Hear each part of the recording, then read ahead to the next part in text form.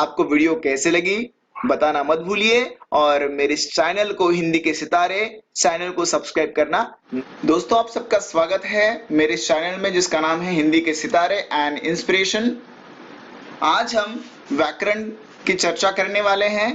भाषा प्रवेश में जो सबसे महत्वपूर्ण पाठ है उसे पढ़ने जा रहे हैं, जिसका नाम है संज्ञा। संज्ञा एवं संज्ञा के भेद आज हम इस वीडियो के माध्यम से जानेंगे। संज्ञा की परिभाषा: किसी व्यक्ति, वस्तु, प्राणी, स्थान या भाव के नाम को संज्ञा कहते हैं, जैसे राहुल, पुस्तक, शेर, हिंगोली, सुंदरता आदि। संज्ञा के 5 भेद होते हैं: व्यक्तिवाचक संज्ञा, जातिवाचक संज्ञा, भाववाचक संज्ञा, समूहवाचक संज्ञा और द्रव्यवाचक संज्ञा। कहीं कहीं पर द्रव्यवाचक संज्ञा और समूहवाचक संज्ञा इसे जातिवाचक संज्ञा के भेद में ही लिया जाता है। इस प्रकार यह संज्ञा के 5 भेद हुए। अब उसे हम विस्तार से समझते हैं। देखिए, यहाँ पर व्यक्तिवाचक संज्ञा किसे कहते हैं? जो शब्द किसी विशेष व्यक्ति, विशेष स्थान, विशेष प्राणी या वस्तु का बोध कराते हैं उन्हें व्यक्तिवाचक संज्ञा कहते हैं। यहाँ पर अभी हम विशेष व्यक्ति जैसे राहुल, जया, अब्दुल, जवाहर, सीता आदि व्यक्तियों के विशेष नाम हैं। विशेष स्थान अर्थात स्थान का नाम, जैसे दिल्ली एक शहर का नाम है, भारत एक विशेष देश का नाम है, मुंबई एक विशेष शहर का नाम है, शिवाजी नगर एक नगर का नाम है आदि। विशेष प्राणी जैसे टॉमी एक कुत्ते का नाम है, ऐरावत एक हाथी का नाम है, नीलकंठ एक मोर का नाम है। विशेष वस्तु जैसे बाइबल एक पुस्तक का नाम है, अग्निपंख एक पुस्तक का नाम है। उसी प्रकार जहां पर एक विशेष वस्तु, स्थान, प्राणी या व्यक्ति का नाम हो उसे हम व्यक्तिवाचक संज्ञा कहते हैं। मोहन गांव जा रहा है। मोहन, यह जो मोहन शब्द है वह किसी व्यक्ति का विशेष नाम है, इसलिए मोहन व्यक्तिवाचक संज्ञा हुई। रमा ने आज स्कूल में नृत्य किया। रमा ने अर्थात रमा यहाँ पर एक विशेष व्यक्ति का नाम है, इसलिए व्यक्तिवाचक संज्ञा। दिल्ली शहर भारत की राजधानी है। दिल्ली एक विशेष शहर का नाम है और भारत एक विशेष देश का नाम है, इसलिए यहाँ पर 2 व्यक्तिवाचक संज्ञाएं हो गई। मुंबई सपनों का शहर है। मुंबई यहाँ पर विशेष शहर का नाम है, इसलिए मुंबई यह व्यक्तिवाचक संज्ञा। टॉमी कुत्ता रोज दूध के साथ बिस्कुट खाता है। यहाँ पर कुत्ते का नाम क्या है? टॉमी। तो टॉमी यहाँ पर विशेष नाम होने से व्यक्तिवाचक संज्ञा हो गई। गीता ग्रंथ में जीने की कला का बखान किया है। यूं तो बहुत सारे ग्रंथ होते हैं, लेकिन एक विशेष ग्रंथ का नाम अर्थात गीता, तो यहाँ पर गीता व्यक्तिवाचक संज्ञा हो गया। तो इस प्रकार व्यक्तिवाचक संज्ञा को हमने देखा। अब बढ़ते हैं जातिवाचक संज्ञा की ओर। परिभाषा: जो शब्द किसी प्राणी, पदार्थ या समूह की जाति का बोध कराते हैं उन्हें जातिवाचक संज्ञा कहते हैं। उदाहरण: मनुष्य, कुत्ता, नगर, नदी, पर्वत, पुस्तक, फूल, मोहल्ला, प्रांत, देश आदि। यहाँ पर मनुष्य कहने से सारे मनुष्य जाति का बोध होता है, सारे मनुष्य इसमें आ जाते हैं। कुत्ता कहने से सारे कुत्ते आ जाते हैं, चाहे वो मोती नाम का कुत्ता हो, टॉमी नाम का कुत्ता हो। नगर, सारे नगर इस नगर शब्द से वाच्य बनते हैं। नदी, यूं तो बहुत सारी नदियां हैं, तो इस नदी शब्द से उन सारे नदियों की जाति का बोध होता है। पर्वत, पुस्तक, फूल, इसी प्रकार मोहल्ला, प्रांत और देश, ऐसे हजारों शब्द है जो किसी वस्तु, व्यक्ति या पदार्थ का, उसके समूह का ज्ञान कराते हैं। आगे बढ़ते हैं। देखिए, इनके वाक्यों से इन्हें समझने की कोशिश करते हैं। मनुष्य का जीवन मौल्यवान होता है। इस संज्ञा को समझने से पहले हमें यह देखना जरूरी है कि जो शब्द पूरे जाति का बोध कराता है, तो जाति अर्थात क्या है यह समझना अत्यंत आवश्यक है। जाति अर्थात समूह। जैसे मनुष्य कहने से मनुष्यों का समूह, जितने सारे मनुष्य है वो सब इसमें गर्भित हो जाते हैं। तो इसलिए मनुष्य यहाँ पर जातिवाचक संज्ञा हो गई। कुत्ता एक वफादार जानवर है, कुत्ते के जाति का बोध कराता है, इसलिए कुत्ता यह शब्द जातिवाचक संज्ञा हो गया। पर्वत ऊंचा होता है, पर्वत इस शब्द से सारे पर्वतों का ज्ञान हो जाता है, इसलिए यह जातिवाचक संज्ञा।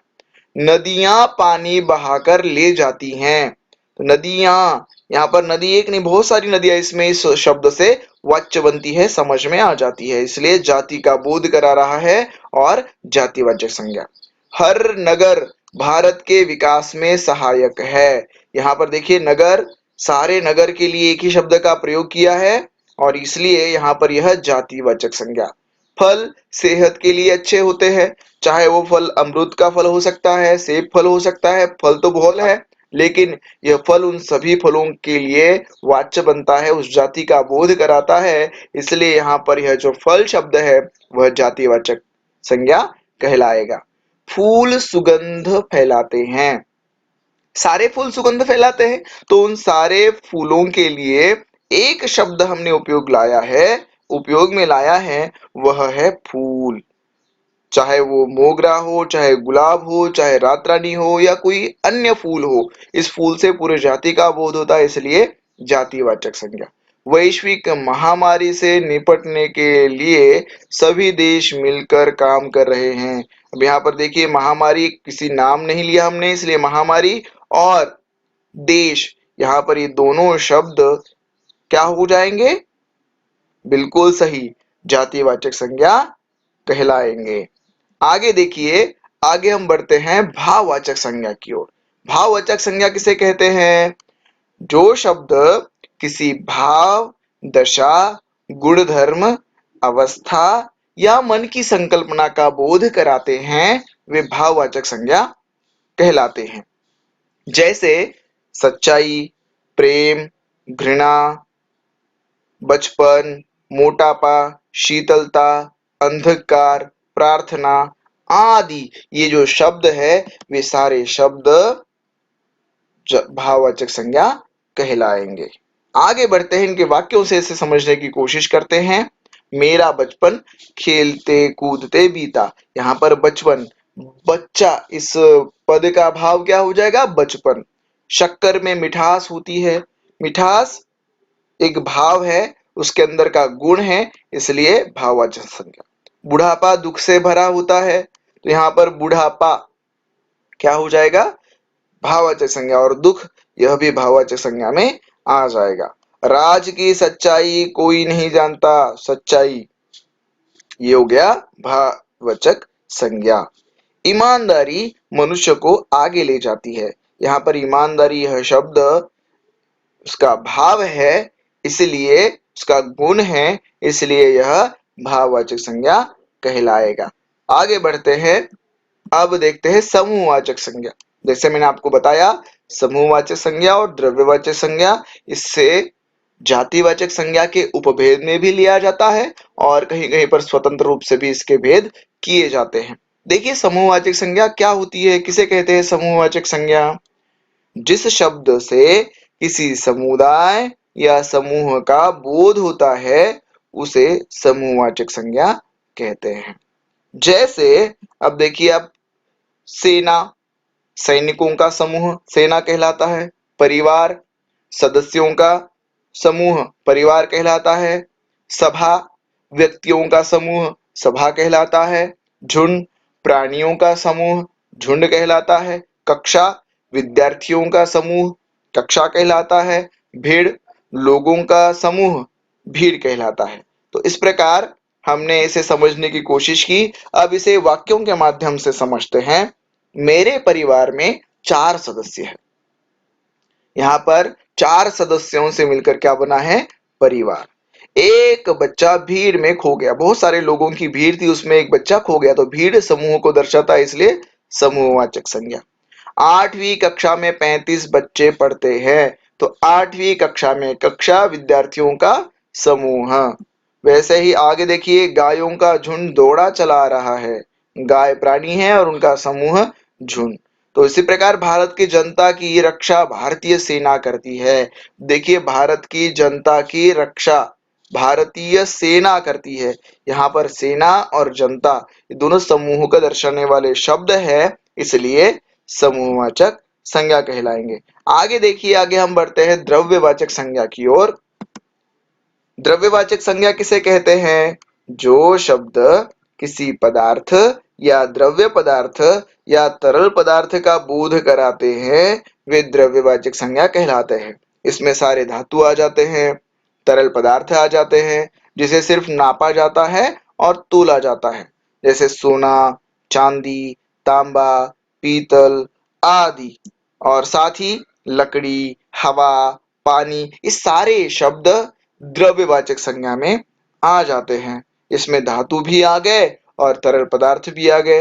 ये पदार्थ ऐसे होते हैं जिन्हें गिना नहीं जाता, बल्कि नाप और तोला जाता है। गले में सोने का हार अच्छा लग रहा है। यहाँ पर सोने से बना हुआ हार है, सोना धातु है, इसलिए द्रव्यवाचक संज्ञा। चांदी के भाव बढ़ गए, चांदी धातु है, इसलिए द्रव्यवाचक संज्ञा। गायक हवा की तरह तेज है, तो यहाँ पर हवा की तरह, हवा द्रव्यवाचक संज्ञा। लकड़ी ईंधन के रूप में उपयोग में लाई जाती है। ईंधन के रूप में किसे लिया जाता है? लकड़ी को। तो यहाँ पर लकड़ी जो शब्द है वह आ जाएगा द्रव्यवाचक संज्ञा में। तो इस प्रकार दोस्तों, आज हमने बड़े ही सरलता से संक्षेप में संज्ञा पाठ को समझने की कोशिश की। मैं आशा करता हूं आपको यह पाठ समझ में आया होगा, और आपको यह वीडियो कैसे लगी कमेंट करके जरूर बताइए। और यदि आपने इस चैनल को सब्सक्राइब नहीं किया हो तो सब्सक्राइब जरूर कीजिए। फिर मिलते हैं अगली वीडियो में। धन्यवाद।